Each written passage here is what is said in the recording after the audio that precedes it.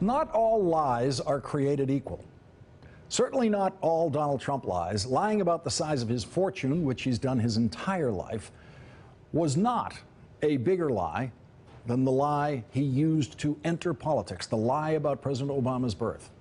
That was a racist lie told to appeal to racists who had trouble sleeping at night with the knowledge that a black president was sleeping in the White House. That lie worked. All of those people, all of them, voted for Donald Trump, along with millions of other people who had no problem with a black president, but who fell for other Donald Trump lies. Here, measured in dollars, is, I think, Donald Trump's smallest campaign lie.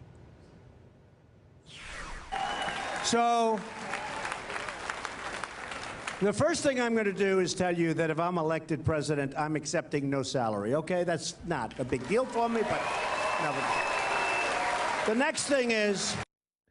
The next thing is, it's something that I'm going to show you in a minute, and it's a lie too, but that first thing, that he will accept no salary, that turned out to be a lie, and we learned today what he intends to do instead.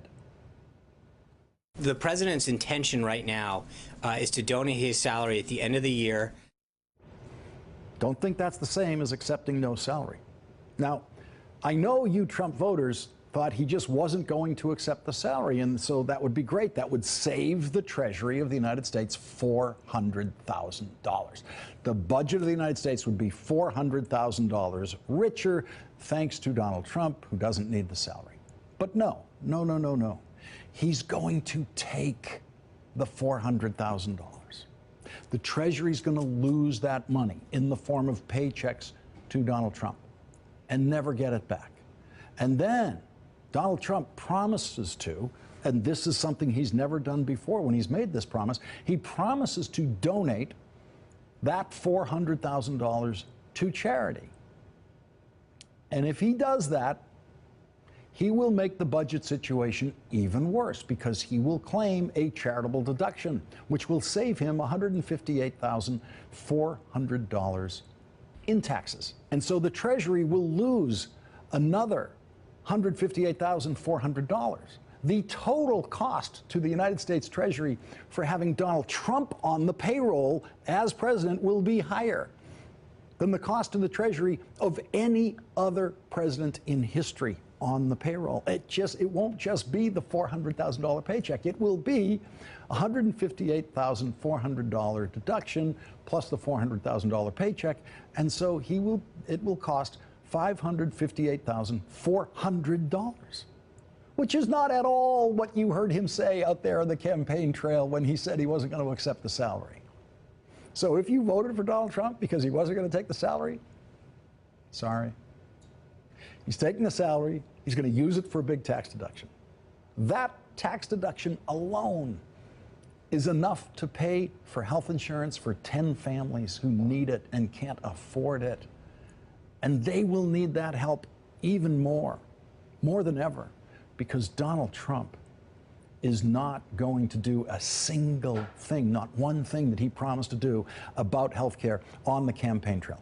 Let's listen now to the next thing, the very next thing that Donald Trump said after he promised not to accept a salary. The first thing I'm going to do is tell you that if I'm elected president, I'm accepting no salary, okay? That's not a big deal for me, but... Okay, sorry, I couldn't resist interrupting because it is pretty funny to hear him say that after you know what he's actually going to do with the paycheck and the tax deduction that he'll get with it. And so I just wanted to pause and re-enjoy that moment. But here's what he said next. The next thing is, when these guys go to Congress, as per your question, when they go to Congress, a couple of things happen. First of all, they get benefits that nobody else can even think about, okay? And they don't like to talk about it. But we'll work on that. We have bigger problems than that because that's peanuts in the relative scale of how this country is being hurt. But we're going to work on that very hard. So he promised all those people to work very hard on the problem, the big problem of members of Congress and senators getting benefits that no one else gets, like health care benefits. Now, there are two lies in that one. First of all, Congress gets regular employer-based health care that is virtually identical to the health care plans for employees of large corporations. There's nothing especially fancy about it. In fact, when I worked in the Senate, the health care plan was so unfancy that I did not use it because I had a much better, much cheaper plan from the Writers Guild. Members of Congress pay premiums out of pocket for health insurance just like everybody else. They pay deductibles, they pay co-pays, all of that. They're offered a standard big employer health insurance policy. So that's lie number one. Lie number two was that Donald Trump was going to do something about that. There is nothing in Donald Trump's health care plan that does anything about that. Paul Ryan's health insurance is not touched by Donald Trump or by Paul Ryan. Donald Trump wouldn't dare do that, and Paul Ryan would never dream of doing anything to personally share in the suffering of the people he willfully intends to harm, plans to harm, with that health care bill. Personal sacrifice has no place in Paul Ryan's personal philosophy. Paul Ryan is willing to sacrifice nothing in his health care plan. He could lead the charge to say, if we're going to take health insurance away from tens of millions of people, let's make sure that the first 535 of those people are right here in the House and the Senate. But that's not Paul Ryan. Paul Ryan is the highest paid member of Congress at $223,500. He has a wife, 3 children, and he is not prepared to risk their health insurance, and he should not be prepared to risk their health insurance. He should do everything he possibly can to protect their health insurance. But while he's doing that, he has a moral responsibility to try to protect the health insurance of even more vulnerable people. That is what Paul Ryan's religion teaches him. But he does not accept that interpretation of Catholicism, no matter how many members of the Catholic clergy believe that. When Paul Ryan looks at the federal budget, he sees the devil, and he wants to destroy it. He wants to hack away at it.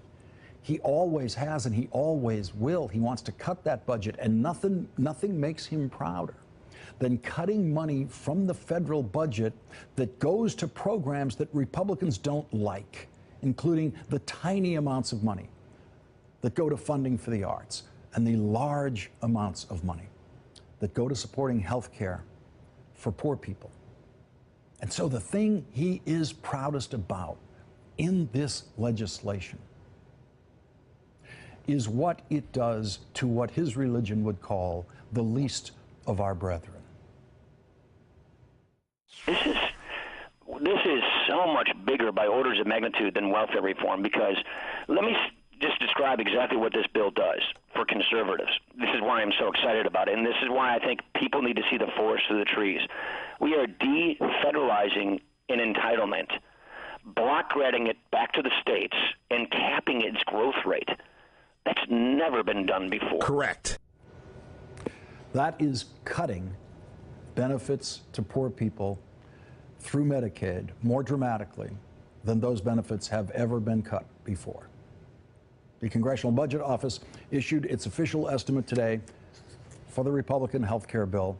It projects that 24 million people will lose their health insurance, which brings us to the biggest lie Donald Trump has ever told about health care. Everybody's got to be covered. This is an un-Republican thing for me to say, because a lot of times they say, no, the lower 25%, they can't afford private. But universal health care. I am going to take care of everybody. What my plan is that I want to take care of everybody. I'm not going to leave the lower 20% that can't afford insurance. Obamacare is collapsing, and we must act decisively to protect all Americans.